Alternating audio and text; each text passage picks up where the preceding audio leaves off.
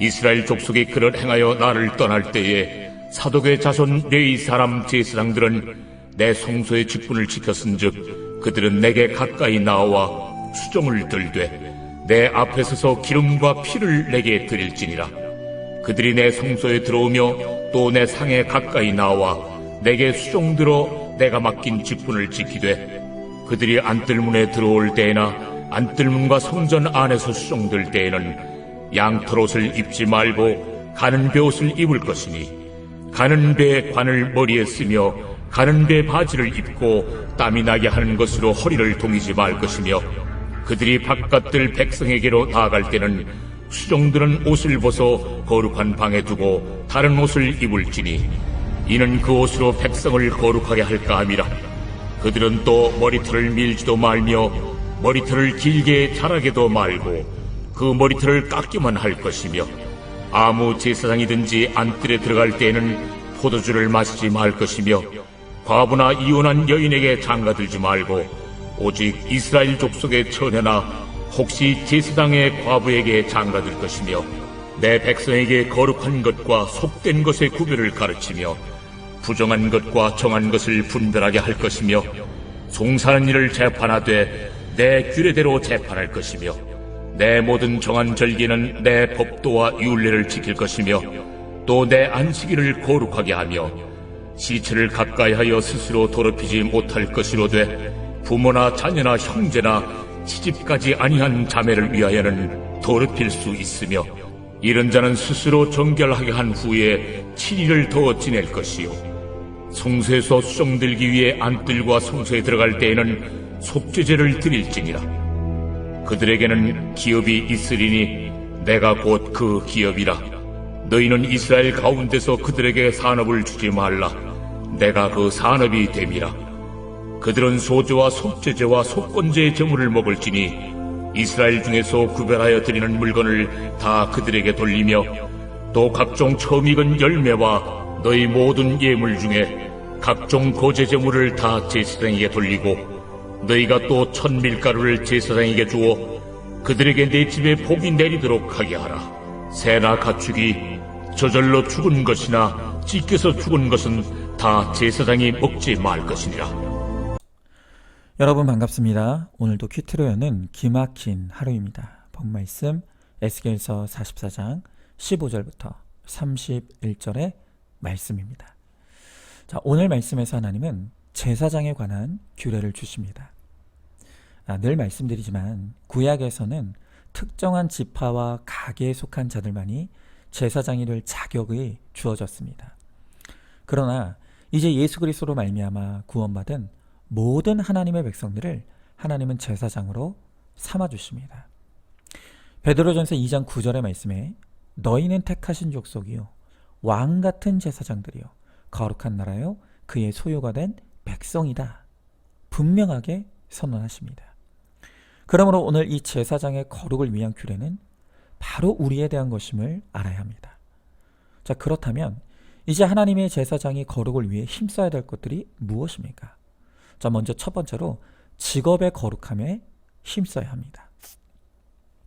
자, 오늘 15절의 말씀에 하나님은 사독의 자손 레위 사람들을 칭찬하십니다. 자, 그들의 무엇을 칭찬하십니까? 다시 15절에 보면 이스라엘 족속이 그릇 행하여 나를 떠날 때 사독의 자손 레위 사람 제사장들은 내 성소의 직분을 지켰다 라고 칭찬합니다.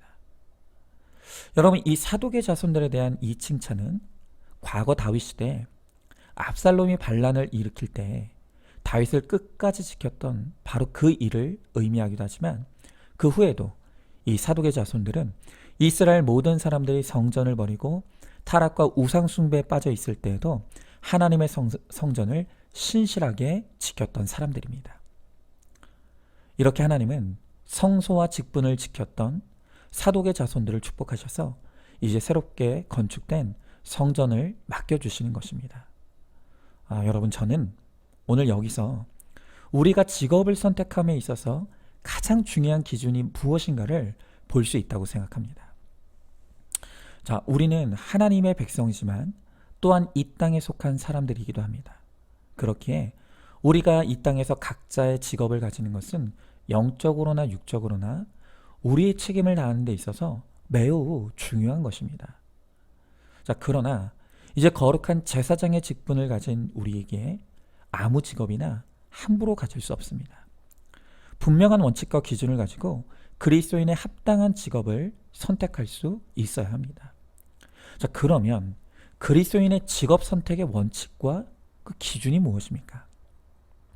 자, 일단 첫 번째로 중요한 것은 당연히 이 성경적인 윤리와 도덕에 있어서 반하는 직업들을 우리는 선택의 대상에서 제어해야 합니다. 자, 그러면 윤리적으로 문제가 없으면 어떤 직업이라도 다 괜찮은 것인가 하면 그게 그렇지 않습니다. 아무리 윤리적으로 문제가 없을 뿐 아니라 매우 도덕적인 직업이라 할지라도 우리 그리스도인에게는 그보다 더 중요한 원칙과 기준이 있습니다. 그것이 바로 오늘 말씀에 나와 있듯이 성소와 직분을 지킬 수 있는가? 바로 그것입니다. 여러분, 우리에게 있어서 가장 중요한 가치는 주의를 온전히 지키고 예배에 목숨을 거는 것입니다. 그 직업이 아무리 도덕적이고 윤리적이라 할지라도 그것이 예배를 떠나도 된다는 것을 의미하지는 않습니다. 어떤 명분이라도 예배와 공동체를 떠나는 그 순간부터 우리의 타락은 시작되는 것입니다. 제가 일전에도 나누었던 적이 있죠. 우리 교회 한 집사님은 다니고 있는 직장으로부터 사장직을 제안받는 엄청난 기회를 맞게 되었습니다. 물론 집사님이 다니는 직장과 일은 도덕적으로나 윤리적으로나 아무 하자가 없는 일입니다. 그래서 처음엔 우리 집사님도 그 제안을 받고 이 사장이라는 직함에 끌려서 그 제안을 받고 싶다고 했습니다. 그러나 다시금 공동체의 이 문제에 대해서 묻고 또 말씀을 묵상하면서 이 제안은 나에게 득이 아닌 독이라는 것을 깨닫게 된 것입니다. 왜냐하면 지금도 직업의 특성상 주의를 지키는 것이 너무나 힘든 환경인데 만약 사장이 된다면 온전한 예배를 지킬 수 없는 것은 이 불보듯 뻔한 일이었기 때문입니다. 아무리 좋은 직책과 또 많은 돈을 번다 해도 말씀과 공동체를 떠나면 그것은 궁극적으로는 망하는 길이 될 수밖에 없는 것입니다. 결국 우리 집사님은 그것을 뻔히 알면서도 세상의 지위와 돈이 좋아 그 제약을 수락하려고 했던 것을 회개하고 과감하게 그 제안을 거절했습니다. 저는 예배와 공동체를 최우선순위에 두고 그것을 위해 덜 중요한 것을 과감히 포기한 우리 집사님을 하나님께서 기뻐하시고 책임져 주실 것을 믿습니다. 여러분, 그렇습니다. 우리는 하나님의 택하신 족속입니다. 그리고 왕같은 제사장입니다. 그러므로 우리 인생의 가장 중요한 가치는 하나님을 예배하는 것이고 우리의 성소와 직분을 지키는 것입니다. 우리가 그것을 알고 직업을 선택함에 있어서 성소와 직분을 지키는 이것의 최우선순위로 둠으로 하나님께서 사독 자손들을 축복하셨던 것처럼 우리를 축복하시고 책임져 주시는 은혜가 반드시 임하게 될 것입니다. 한번 질문해 봅니다. 나는 직업을 고르는 데 있어서 가장 중요한 원칙을 지금 어디에 두고 있습니까? 더 좋은 환경, 더 많은 급여를 위해 예배를 소홀히 하고 포기하고 있지는 않습니까? 우리의 자손들에게 예배와 공동체의 중요성을 가르치고 있습니까? 직업을 선택함에 있어서 성소와 직분을 지키는 원칙을 가장 최우선순위에 두므로 책임져 주시는 하나님의 은혜를 누리시기 바랍니다. 자, 다음으로 가정의 거룩에 힘써야 합니다. 자, 오늘 말씀해 보니까 하나님은 거룩하게 구별된 제사장들이 결혼하지 말아야 할 대상과 또 결혼할 수 있는 대상이 누구인지를 분명하게 가르쳐 주십니다. 자, 22절의 말씀해 보니까 과부나 이혼한 여인에게 장가들지 말고 오직 이스라엘 족속의 처녀나 혹시 제사장의 과부에게 장가들 것이며 그랬습니다. 자, 오늘 이 말씀을 볼 때 어떤 분은 이 과부나 이혼한 사람을 하나님이 차별하는 것이냐 이렇게 생각할 수도 있지만 여러분, 이 말씀을 그렇게 해석해서는 안 됩니다. 가정의 목적이 거룩이라고 했습니다. 가정을 거룩하게 하고 구원의 공동체로 만들어가는 것은 어느 한 사람만의 노력으로 되는 것이 아닙니다. 반드시 믿음이 있는 가장인 남자와 또 믿음이 있는 돕는 배필의 여자가 만나 함께 애쓰고 힘쓸 때 거룩한 가정은 온전히 세워질 수가 있는 것입니다. 아니, 그렇게 믿음의 신견으로 결혼으로 만나도 가정의 거룩과 구원은 참으로 어려운 것입니다. 그런데 하물며 하나님의 결혼 원리와 원칙을 떠나 불신결혼으로 이루어진 가정은 가정의 구원을 이루는 데 있어서 정말 상상할 수 없는 어려움과 고통이 반드시 따라옵니다. 여러분, 그것은 재혼도 마찬가지입니다. 김양재 목사님은 수많은 재혼 가정을 보면서 이 재혼 가정이 얼마나 힘든지 아프리카 선교보다 힘든 것이 재혼이라고 그렇게 말씀하시죠. 재혼 가정에는 초혼 가정에서는 상상도 못할 많은 문제들과 어려움들이 수시로 일어납니다. 물론 그 문제들을 통해 주님을 만나게 될 수만 있다면 그것도 은혜임에 틀림없습니다. 그러나 하나님은 그 과정의 고통과 아픔이 너무나 큰 것을 아시기에 우리를 위하여서 불신결혼은 말할 것도 없고 과부나 이혼한 여자와의 재혼도 극구 막아 서시는 것입니다. 그러므로 우리는 우리의 가정의 거룩과 구원을 위해 신결혼의 말씀의 원칙을 분명하게 세워야 합니다. 그리고 인내로 기다림으로 하나님이 만세 전부터 계획하신 복된 만남을 이룰 수 있어야 합니다. 자, 그런데 제가 이렇게 말씀드리면 결혼 정년기에 자녀를 둔 부모님이나 우리 청년들은 목사님, 그런 기준으로 배우자를 만나려고 하면 만날 사람이 없어요. 그렇게 볼멘 소리를 합니다. 자, 여러분, 그러나 그것은 하나님의 능력을 제한하는 것입니다. 우리가 하나님이 기뻐하시는 원칙에 순종만 하면 하나님께서는 우리가 생각지도 못한 방법과 또 기회와 통로를 통해서 반드시 복된 만남을 가지게 하십니다. 제 개인적으로 저의 결혼에 있어서 참 많은 간증들이 있습니다. 그것을 이 시간에 다 나눌 수는 없지만 어쨌든 저는 비교적 일찍부터 목사의 소명을 깨달았기에 함께 사명을 감당할 배우자를 주시기를 놓고 일찍부터 그 배우자 기도를 하게 되었습니다. 자, 그런데 이 배우자 기도에 대해서 어떤 분들은 내가 원하는 배우자에 대한 조건을 항목까지 나열해서 되도록 구체적으로 배우자 기도를 하라고 그렇게 말씀하시는 분들이 있습니다. 그런데 저는 그런 것에 반대합니다. 우리 청년들이 그런 배우자 항목에 대해 적어 놓은 것을 제가 종종 보는데요. 제가 본 어떤 청년 가운데서는 이 배우자에 대한 항목, 기도 항목을 100가지를 적은 청년도 저는 본 적이 있습니다. 그런데 그 내용을 보면요, 대부분이 다분히 정욕적이고 자기 욕심에 치우친 경우가 많습니다. 오히려 그것 때문에 하나님이 예비하신 그 배우자를 볼 수 있는 눈이 흐려질 수 있는 것입니다. 그래서 저는 저보다 하나님께서 저에게 필요한 사람이 누군지를 더 잘 아신다고 믿었습니다. 그래서 저는 따로 이 배우자에 대한 일체의 기준을 세우지 않았습니다. 대신 하나님 앞에 배우자를 놓고 기도할 때 딱 한 가지만 놓고 기도했습니다. 그것은 하나님이 예비하시고 택해 주신 저를 위해 주신 배우자를 잘 분별할 수 있는 지혜를 달라고, 하나님께서 그를 내 앞으로 이끌어 주셨을 때 그 사람을 분별할 수 있는 지혜를 달라고 저는 그렇게 기도를 했습니다. 사실 저는 환경적으로만 보면 제 가까운 주변에서 충분히 배우자를 찾을 수 있었습니다. 교회에서는 워낙 교회 오빠로만 살았고요.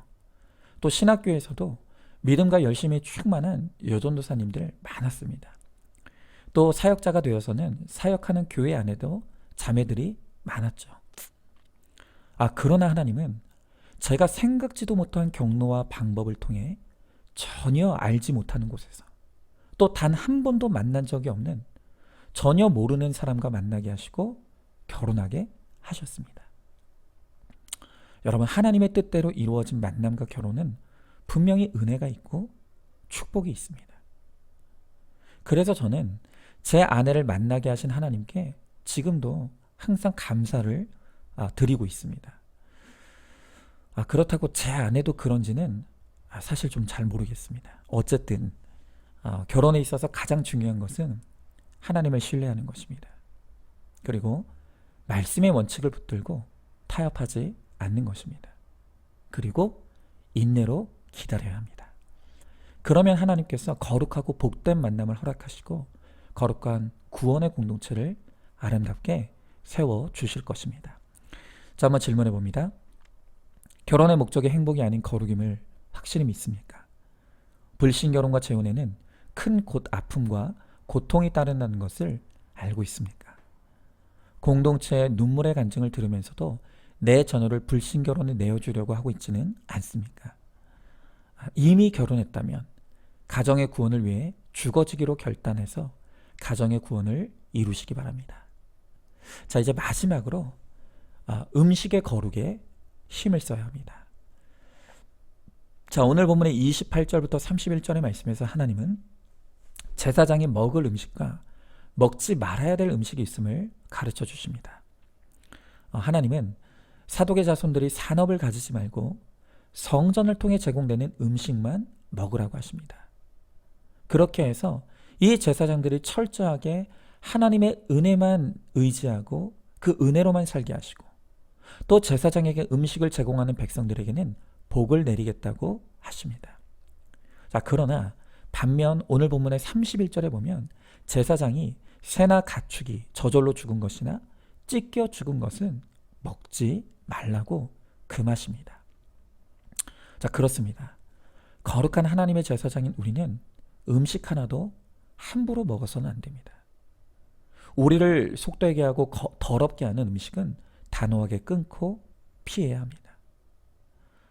바울은 고린도전서 10장 31절에서 그런즉 너희가 먹든지 마시든지 무엇을 하든지 다 하나님의 영광을 위하여 하라라고 합니다. 여러분, 그런데 이 말을 뒤집어 생각하면 하나님의 영광이 되지 않는 것은 먹지 말아야 된다는 것입니다. 여러분, 하나님의 영광이 되지 않는 것이 무엇이겠습니까? 하나님의 영광이 되지 않는 것은 치우치는 것입니다. 치우치는 것은 그것이 무엇이든 영광이 되지 않습니다. 여러분, 요즘 건강을 위해서 다이어트를 하는 분들이 많죠. 그런데 그것이 너무 치우쳐서 거식증에 걸리는 사람까지 있습니다. 여러분, 그것은 하나님의 영광을 가리는 것입니다. 식탐과 과식도 마찬가지입니다. 여러분, 우리가 먹는 즐거움을 포기할 필요는 없습니다. 오히려 맛있는 것을 먹는 것은요, 하나님의 일반 은총입니다. 그러나 그것이 또 치우치고 과해서 내 몸을 상하게 하는 데까지 먹는다라고 한다면 여러분, 그것은 하나님의 영광을 가리는 일입니다. 여러분, 이 음식의 거룩에 있어서 우리가 언급하지 않을 수가 없는 것이 바로 술, 담배죠. 일단 담배는요, 뭐 두말할 필요도 없이 정말 백해무익합니다. 그리고 그것은 이 술도 마찬가지입니다. 성경은 우리를 방탕하게 하는 가장 악한 음식이 바로 술이라고 지적합니다. 여러분, 이 술이 사람을 방탕하게 한다는 것은 이미 의학적으로도 충분히 증명이 된 것입니다. 이 술의 주성분이 알코올인데요. 이 알코올이 우리 몸에 들어가면 우리 몸의 중추신경을 마비시킵니다. 자, 그런데 우리 몸의 이 중추신경이 마비되면 어떤 일이 일어나는가? 그것은 기억, 인지, 판단, 주의, 정보 처리 등의 이 사고 기능, 그리고 반응 시간, 언어 등의 장애를 일으킨다고 합니다. 그리고 동시에 흥분, 공격성, 충동성 등의 행동과 같이 사회적으로 통제됐던 행동들이 이 중추신경이 마비되면서 나타나게 된다는 것입니다. 그래서 술은 그 자체도 문제이지만 술에 취해서 하는 말과 행동은 하나님의 영광을 가릴 수밖에 없게 만듭니다. 여러분, 우리는 거룩한 하나님의 제사장들입니다. 그러므로 우리는 먹는 것도 우리의 거룩을 위해, 또 하나님의 영광을 위해 먹고 마실 수 있어야 합니다. 그렇게 하나님의 영광을 위해 먹고 마심으로 건강한 육체와 정신과 영혼으로 나의 거룩을 이루어가고 또 다른 사람의 영혼 구원의 사명에 힘쓰는 우리 모두가 될 수 있기를 소망합니다. 자, 한번 질문해 봅니다.